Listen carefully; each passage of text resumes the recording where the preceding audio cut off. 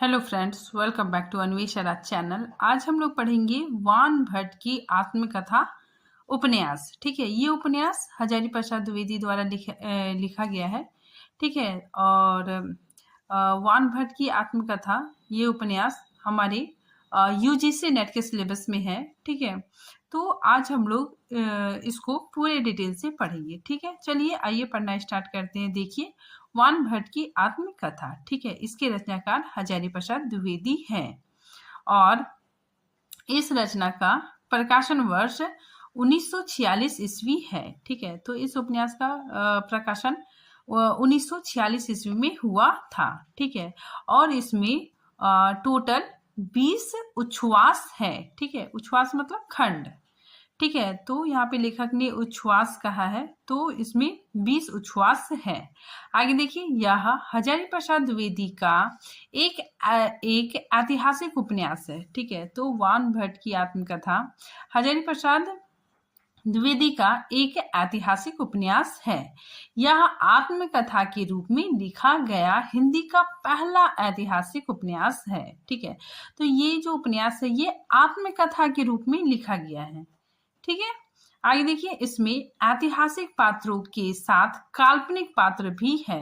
ठीक है, तो इसमें ऐतिहासिक पात्र तो है ही, साथ ही काल्पनिक पात्र भी है। ठीक है, आगे देखिए, नोट में क्या है, हजारी प्रसाद द्विवेदी एक ऐतिहासिक उपन्यासकार के रूप में प्रसिद्ध हैं। उनके उपन्यास ऐतिहासिक तथ्यों पर आधारित कम है। ठीक है, मतलब इनकी जो उपन्यास है वो ऐतिहासिक तथ्यों पर आधारित कम है, परंतु ऐतिहासिक वातावरण एवं देश काल पर आधारित होती है। ठीक है, आगे देखिए, हजारी प्रसाद द्विवेदी के 4 उपन्यास इसी श्रेणी में आते हैं। ठीक है, मतलब ऐतिहासिक उपन्यास की श्रेणी में आते हैं। ठीक है, तो देखिए, इनके 4 प्रमुख उपन्यास कौन कौन है। पहला, वान भट्ट की आत्मकथा। दूसरा, चारू चंद्र लेख। पुनवा अनाम दास का पोथा।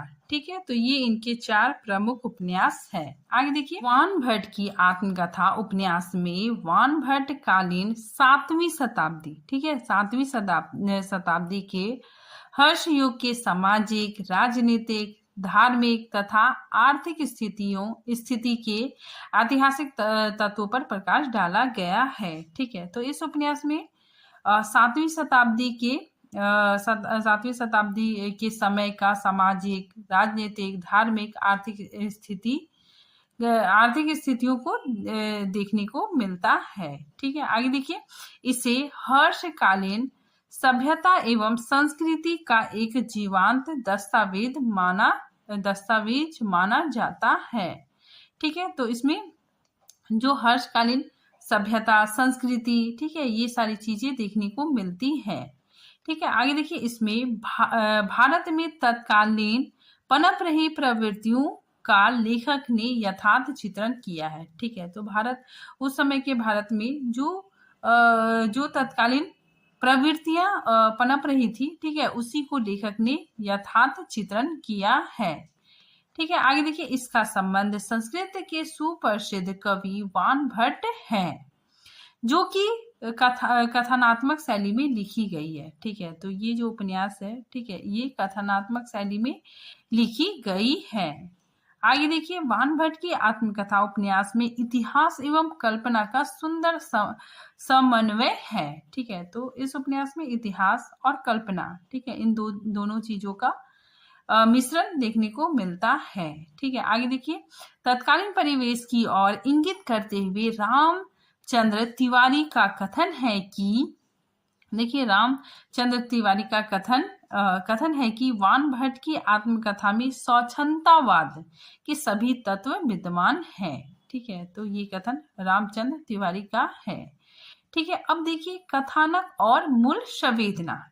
ठीक है, देखिए, वान भट्ट की आत्मकथा उपन्यास 3 भागों में विभक्त है। ठीक है, तो ये उपन्यास 3 भागों में विभक्त है। ठीक है, सबसे पहले कथामुख, ठीक है, इसमें कथामुख आता है, उसके बाद फिर मूल कथा और उसके बाद उपसंहार। ठीक है, तो ये जो उपन्यास है 3 भागों में बटा हुआ है।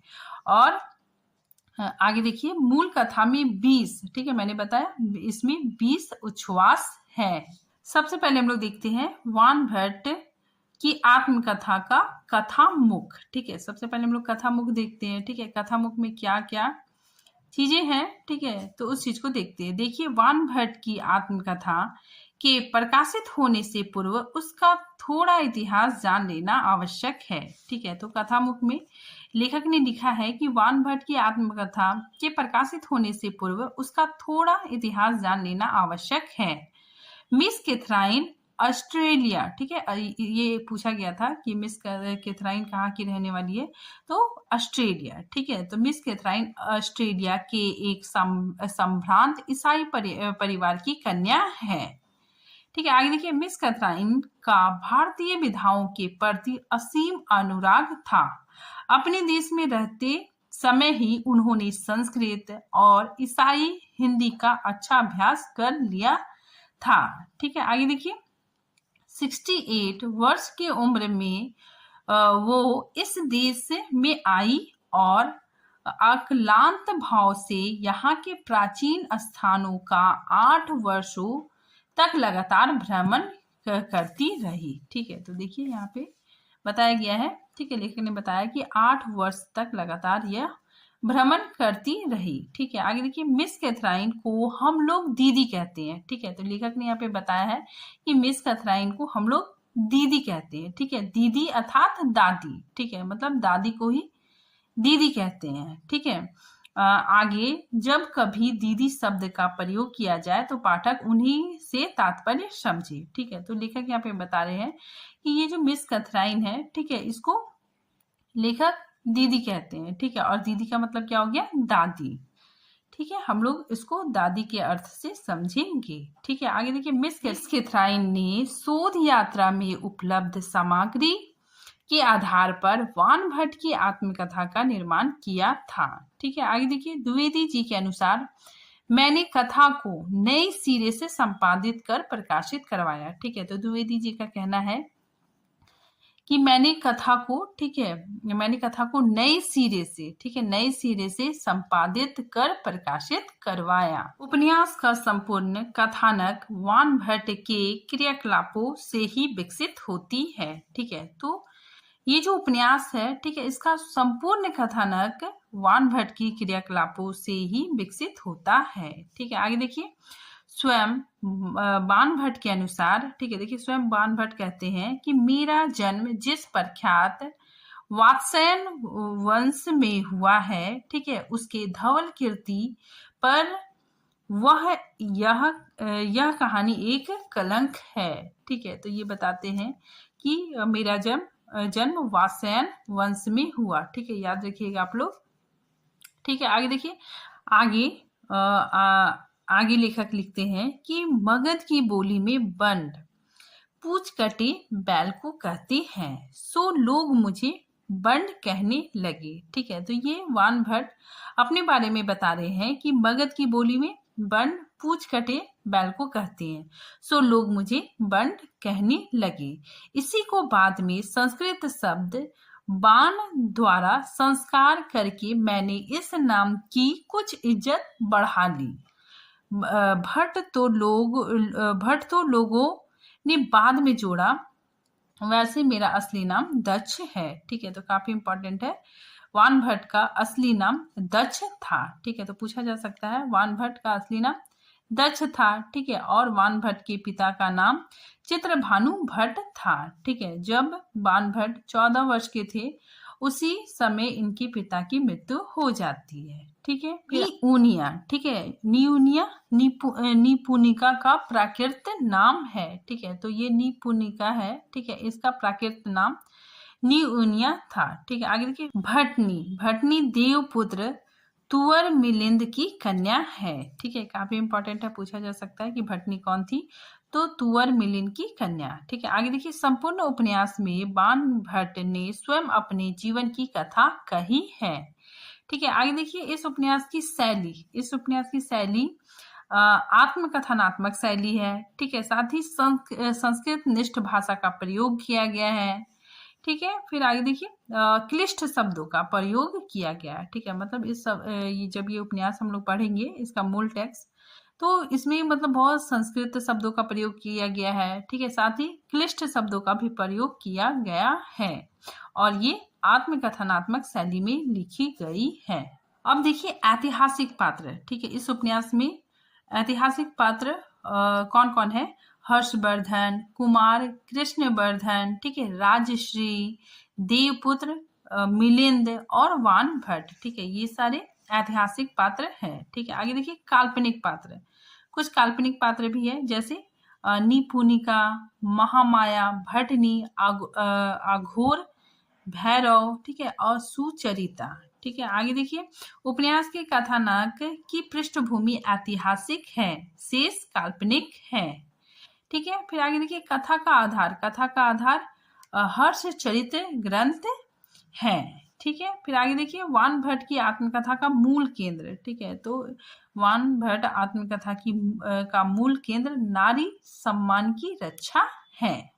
अब देखते हैं उपन्यास का सारांश। ठीक है, देखिए उपन्यास की भूमिका में द्विवेदी जी उपन्यास लिखने का आधार बताते हुए ऑस्ट्रिया निवास मिस कैथराइन की कथा प्रस्तुत करते हुए बताते हैं कि दीदी जब भारत भ्रमण कर रही थी तो उन्हें सोन नदी के किनारे एक वान भट्ट की आत्मकथा नाम की पांडुलिपि मिली थी।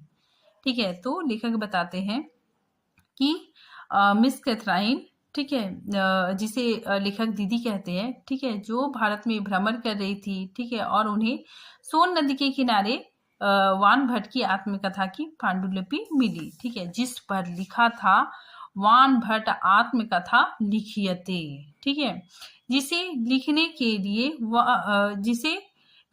लिए वह हजारी प्रसाद द्विवेदी को देती है। ठीक है, तो ये जो पांडुलिपि मिली, ठीक है, इसे मिस कैथराइन ने हजारी प्रसाद द्विवेदी को दे दिया। ठीक है, इसे लिखने के लिए, ठीक है, इसे मतलब छपवाने के लिए। ठीक है, आगे देखिए यह उपन्यास 7वीं सदी के ऐतिहासिक पृष्ठभूमि का आधार लेकर लिखा गया। ठीक है, तो यह उपन्यास 7वीं सदी के ऐतिहासिक पृष्ठभूमि का आधार लेकर लिखा गया, जिस समय उत्तर भारत पर हुनों का आक्रमण था और स्थानीश्वर का शासक हर्षवर्धन था। ठीक है, और वान भट्ट उन्हीं के दरबारी कवि थे। ठीक है, तो वान भट्ट हर्षवर्धन के दरबारी कवि थे। वान भट्ट एक बार घूमते घूमते, ठीक है, स्थानीश्वर नगर में पहुंच जाता है। ठीक है, स्थानीश्वर एक जगह का नाम है। ठीक है, वहां उसकी भेंट निपुणिका या नियोनिया से होती है। ठीक है, आगे देखिए निपुणिका वान भट्ट से भटनी को आजाद कराने हेतु सहायता मांगती है। ठीक है, तो निपुणिका वान भट्ट से मिलती है, ठीक है, और उससे सहायता मांगती है कि भटनी को आजाद कराना है। ठीक है, जो लंपट छोटे महाराज के अंतपुर में जोर जबरदस्ती से बंदी बना ली गई है। ठीक है, तो भटनी छोटे महाराज के यहाँ बंदी बनी हुई है। ठीक है, और उसे आजाद कराने के लिए भटनी वान भट्ट से मदद मांगती है। ठीक है, आगे देखिए भटनी देवपुत्र तुवर मिलिन की राज्य कन्या है। निपुणिका और वान भट्ट भटनी को स्वतंत्र कराने में सफल हो जाते हैं। ठीक है, तो निपुणिका और वान भट्ट भटनी को आजाद करवा लेते हैं। ठीक है, आगे देखिए भटनी का वास्तविक नाम नयनतारा है। ठीक है, काफी इंपॉर्टेंट है, याद रखिएगा आप लोग। ठीक है, आगे देखिए इन तीनों की भेंट। ठीक है, ये लोग आजाद हो गए। अब इन तीनों की भेंट आचार्य सुगत भट्ट से होती है। आचार्य सुगत भट्ट भटनी की रक्षा हेतु स्थानीश्वर राजवंश के कुमार कृष्णवर्धन को बुलवाते हैं, लेकिन भटनी उनका सहयोग या आश्रय स्वीकार नहीं करती है। ठीक है, तो क्या करते हैं ये जो सुगत भट्ट है, ठीक है, ये कुमार कृष्णवर्धन को बुलवाते हैं, ठीक है, लेकिन भटनी उसका सहयोग या आश्रय स्वीकार नहीं करती है। ठीक है, आगे देखिए, कृष्णवर्धन भटनी को अपनी बहन कहता है और राजवंश में हुई अनीति को समाप्त करने की प्रतिज्ञा करता है।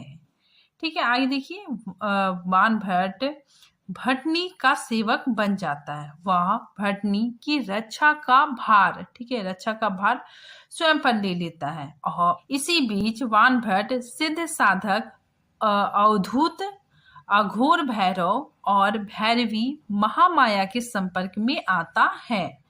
वह उसके उपदेशों से प्रभावित होता है। ठीक है, आगे देखिए, इसी तरह कहानी आगे बढ़ रहा है। कुमार कृष्णवर्धन भटनी को राज्य से सुरक्षित बाहर भेजने के लिए एक सैन्य जहाज, ठीक है, एक सैन्य जहाज का प्रबंध करते हैं। आज पर बाणभट्ट भटनी और निपुणिका सवार हो जाते हैं। ठीक है, आगे देखिए, निपुणिका बाण से प्रेम करती है। ठीक है, तो निपुणिका बाणभट्ट से प्रेम करती है। ठीक है, वह बाणभट्ट की नाट्य मंडली में कार्य करती थी, लेकिन बाणभट्ट द्वारा उसके प्रेम का अज्ञानता पूर्वक उपहास करने पर वह बाणभट्ट को बिना बताए वहां से चली जाती है। ठीक है, तो एक बार की घटना बताया जा रहा है कि निपुणिका बाणभट्ट से प्रेम करती है। ठीक है, साथ ही वह उसके नाटक मंडली में भी कार्य करती थी। ठीक है, लेकिन एक बार अज्ञानतावश बाणभट्ट उसके प्रेम का उपहास मतलब मजाक उड़ाता है। ठीक है, तो इस बात से गुस्सा होकर निपुणिका, ठीक है, वो बिना बताए ही चली जाती है। ठीक है, बाणभट्ट निपुणिका को खोजता है। ठीक है, वो उसे बहुत खोजता है। ठीक है, ना मिलने पर अपनी नाट्य मंडली भंग कर देता है। ठीक है, फिर आगे देखिए, बाणभट्ट ने निपुणिका को बहुत ढूंढने का प्रयास करता है। ठीक है, लेकिन वह नहीं मिलती है। ठीक है, लेकिन उसके बाद 6 साल बाद वह निपुणिका पान बेचते हुए उसे मिलती है। ठीक है, और बाणभट्ट निपुणिका को देखकर काफी ज्यादा प्रसन्न होता है। ठीक है, और ये दोनों मिलकर ही भटनी को छोटे महाराज के कैद से बाहर निकालते हैं। आगे देखिए, जब मार्ग पर, ठीक है, ये तीनों आजाद हो गए। ठीक है, तो जब मार्ग पर नाव पर अभीर सामंत ईश्वर सेन के सैनिक आक्रमण कर देते हैं। ठीक है, मतलब ये लोग नाव से जा रहे होते हैं। ठीक है, उसी समय ईश्वर सेन के सैनिक आक्रमण कर देते हैं। ठीक है, और तभी भटनी गंगा के जल में कूद पड़ती है। ठीक है, ये काफी इंपॉर्टेंट है कि भटनी महावराह भगवान की पूजा करती है। ठीक है, काफी इंपॉर्टेंट है, पूछा जा सकता है कि भटनी किसकी पूजा करती है, तो महावराह भगवान की पूजा करती है। यहाँ पे देखिए, भटनी जब गंगा के जल में कूद जाती है, ठीक है, तब बाणभट्ट और निपुणिका भी उसे बचाने के लिए कूद जाते हैं। ठीक है, बाणभट्ट किसी तरह से भटनी की जान बचा लेता है, मगर निपुणिका कहीं खो जाती है। ठीक है, आगे देखिए, वर्ज तीर्थ नामक शमशान घाट पर साधक अघोर घट और साधिक चंडमंडना, ठीक है, ये बाणभट्ट की बलि देने की कोशिश करते हैं, लेकिन समय पर आकर, ठीक है, तभी समय पर आकर अघोर भैरव, ठीक है, अघोर भैरव बाणभट्ट को बचा लेता है। ठीक है, आगे देखिए, निपुणिका पुनः मिल जाती है। ठीक है, वो खो जाती है। ठीक है, वो गंगा नदी पे पानी पे कूद जाती है। ठीक है, तो कुछ दिनों बाद फिर निपुणिका पुनः मिल जाती है। ठीक है, फिर आगे देखिए, भरतेश्वर दुर्ग पर लौरिक देव नामक आभिर सामंत उसकी रक्षा करता है। ठीक है, तो ये जो आभिर सामंत है, ठीक है, ये निपुणिका की रक्षा करता है। ठीक है, और निपुणिका पुनः मिल जाती है। आगे देखिए, वहां बाणभट्ट को पत्र मिलता है कि स्थानेश्वर के महाराजधीराज श्री हर्षदेव उनसे मिलना चाहते हैं। ठीक है, फिर आगे देखिए, स्थानेश्वर में बाणभट्ट की मुलाकात निपुणिका की सखी सुचरिता से होती है। ठीक है, काफी इंपॉर्टेंट है। ठीक है, आगे देखिए, महाराज धीराज बैर भुलाकर, ठीक है, बाणभट्ट को अपना सभा पंडित नियुक्त करते हैं। ठीक है, बाणभट्ट इसे स्वीकार कर लेता है। ठीक है, पुनः भादेश्वर दुर्ग लौटने पर निपुणिका बाण पर क्रोधित होती है। ठीक है, निपुणिका बाणभट्ट पर क्रोधित होती है कि उसने उस राजवंश का सभा पंडित होना क्यों स्वीकार किया। ठीक है, जिसने भटनी का अपमान किया था। ठीक है, आगे देखिए, बाणभट्ट को अपनी बुद्धि पर विस्मय मतलब आश्चर्य होता है कि उसने यह कार्य कैसे कर लिया। ठीक है, कैसे यह कार्य किया, और वह भटनी से क्षमा याचना करता है। ठीक है, मतलब उसे अपनी गलती का एहसास होता है और साथ ही वो भटनी से क्षमा प्रार्थना करता है। आगे देखिए, कृष्णवर्धन की मध्यस्थता से हर्षदेव भटनी को पुनः ससम्मान बुलावा भेजते हैं, लेकिन भटनी बाणभट्ट से कहती है कि मुझे चाहे कहीं भी ले चलो, लेकिन मैं मोखरियों का या काव्य कुब्जेश्वर के राजवंश का आतिथ्य स्वीकार नहीं कर सकती। ठीक है, फिर आगे देखिए, परिस्थितिवश भटनी स्थानेश्वर जाने के लिए तैयार हो जाती है। कुमार कृष्णवर्धन उसका विश्वास जीत लेते हैं। ठीक है, फिर आगे देखिए, चारों तरफ हुनों के आक्रमण के भय व्याप्त हो जाता है। ठीक है, भटनी बाणभट्ट से युद्ध के स्थान पर शाश्वत शांति, ठीक है, शाश्वत शांति की स्थापना के प्रयत्न करने के लिए कहती है। ठीक है, मतलब ये कहती है कि युद्ध के स्थान पर आप शांति की स्थापना की कोशिश कीजिए। ठीक है, आगे देखिए, महाराज धीराज हर्षवर्धन और महारानी राजश्री से मिलकर भटनी प्रसन्न होती है। ठीक है, आगे देखिए, बाणभट्ट का मित्र धावक, ठीक है, धावक उसे नगर की परिस्थितियों से अवगत कराता है। ठीक है, इधर निपुणिका का स्वास्थ्य भी धीरे धीरे गिरता जाता है। ठीक है, आगे देखिए, हर्षवर्धन द्वारा रचित नाटिका रत्नावली का बाणभट्ट द्वारा मंचन किया जाता है। ठीक है, तो उसी समय हर्षवर्धन द्वारा रचित नाटिका रत्नावली का मंचन बाणभट्ट करते हैं। ठीक है, देखिए, रत्नावली नाटक खेला जाता है। ठीक है, जिसकी कहानी कुछ इस प्रकार की थी कि वासव दत्ता रत्नावली का हाथ नायक के हाथ में दे देती है। ठीक है, और अपने प्राण त्याग देती है। ठीक है, देखिए, वासव दत्ता का अभिनय निपुणिका निभा रही थी। ठीक है, नाटक खेलते खेलते ये नाटक जीवंत हो जाता है। ठीक है, निपुणिका नायिका कौन थी? भटनी। ठीक है, तो नायिका का हाथ बाणभट्ट को देते हुए अपना प्राण त्याग देती है। ठीक है, तो देखिए, नाटिका में निपुणिका वासव दत्ता की भूमिका में उतरती है। ठीक है, और अपना अभिनय समाप्त करते करते उसकी जीवन लीला भी समाप्त हो जाती है। ठीक है, और इसके बाद बाणभट्ट और भटनी को बहुत ज्यादा दुख होता है। ठीक है, क्योंकि निपुणिका मर जाती है। ठीक है, इसी वजह से बाणभट्ट और भटनी को बहुत ज्यादा दुख होता है। ठीक है, अंत में आचार्य भौरपाद बाणभट्ट को पुरस्पुर जाने की आज्ञा दे देते हैं। ठीक है, जब बाणभट्ट वापस जाने लगता है तो भटनी कहती है कि जल्दी लौट कर आना। ठीक है, तो भटनी कहती है कि जल्दी लौट के आना, और बाणभट्ट मन ही मन कहता है कि फिर क्या मिलन होगा। इस प्रकार उपन्यास विराम लेता है। ठीक है, द्विवेदी जी के अनुसार बाणभट्ट की आत्मकथा भी अन्य पुस्तकों की भांति यह आत्मकथा भी अपूर्ण ही है। ठीक है, तो इस तरह इस उपन्यास का समापन होता है। ठीक है, आगे देखिए, उपन्यास में द्विवेदी जी ने लोक कल्याण को मानव धर्म के रूप में प्रतिष्ठित किया है। ठीक है, अब हम लोग पात्र परिचय देखेंगे। ठीक है, तो देखिए सबसे पहले वानभट्ट। वानभट्ट प्रधान पात्र है, ठीक है, तथा उपन्यास का नायक है। ठीक है, जो कि संस्कृत का कवि है। ठीक है, वानभट्ट संस्कृत का कवि है। अब देखिए भटनी। भटनी प्रमुख नारी पात्र है। ठीक है, फिर ये देवपुत्र तुवर मिलिंद की कन्या है। ठीक है, तो भटनी तुवर मिलिंद की कन्या है। ठीक है, जिसका अपहरण हो जाता है।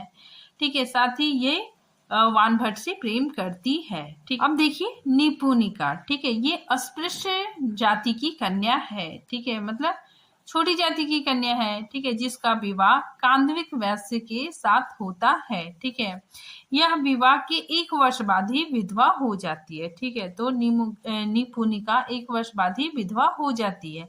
यह एक कुशल अभिनेत्री भी है। ठीक है, और यह वानभट्ट से प्रेम भी करती है। ठीक है, आगे नेक्स्ट पात्र देखिए कृष्णवर्धन। ठीक है, ये हर्षवर्धन के अनुज हैं। ठीक है, नेक्स्ट देखिए विरह वर्मा। ठीक है, मौखरी वीर भटनी के रक्षक सैनिक। ठीक है, नेक्स्ट देखिए लौरिक देव। लौरिक देव आभिर सामंत। ठीक है, फिर अघोर भैरव। अघोर भैरव वाम मार्गी साधक। ठीक है, नेक्स्ट देखिए सुगत भट्ट। ठीक है, ये बौद्ध भिक्षु एवं आचार्य। ठीक है, नेक्स्ट देखिए विरति ब्रज। ये साधक सुचरिता का पति है। ठीक है, फिर नेक्स्ट देखिए सुचरिता। सुचरिता निपुणिका की सखी है। ठीक है, फिर देखिए धावक। धावक वानभट्ट का मित्र। ठीक है, फिर चारुमित्रा। ठीक है, फिर नेक्स्ट देखिए वेंकटेश्वर भट्ट। ये निपुणिका का गुरु। देखिए मूल केंद्र। ठीक है, द्विवेदी जी ने वानभट्ट के चरित्र पर लगे दाग को दूर करने और नारी के सम्मान की रक्षा करने के उद्देश्य से इस उपन्यास की रचना की और यही इसका मूल केंद्र है। ठीक है, तो इसका मूल केंद्र नारी का सम्मान है। ठीक है, साथ ही वानभट्ट के चरित्र पर लगे दाग को दूर करना है। ठीक है, तो देखिए वानभट्ट आत्मकथा का मूल केंद्र नारी सम्मान की रक्षा है। ठीक है, अब देखिए कुछ महत्वपूर्ण कथन। ठीक है, तो देखिए मैं स्त्री शरीर को देव मंदिर के समान पवित्र मानता हूँ। ठीक है, ये कथन वानभट्ट का कथन है, काफी इंपॉर्टेंट है। ठीक है, पूछा जा सकता है। ठीक है, तो ये याद रखिएगा आप लोग। नेक्स्ट देखिए सत्य के लिए किसी से ना डरना, गुरु से भी नहीं, मंत्र से भी नहीं, लोक से भी नहीं, वेद से भी नहीं। ठीक है, तो ये कथन अघोर भैरव का कथन है। ठीक है, काफी इंपॉर्टेंट है। ये टॉपिक यहीं पे खत्म होता है। ठीक है, मिलते हैं नेक्स्ट टॉपिक के साथ, तब तक के लिए थैंक यू।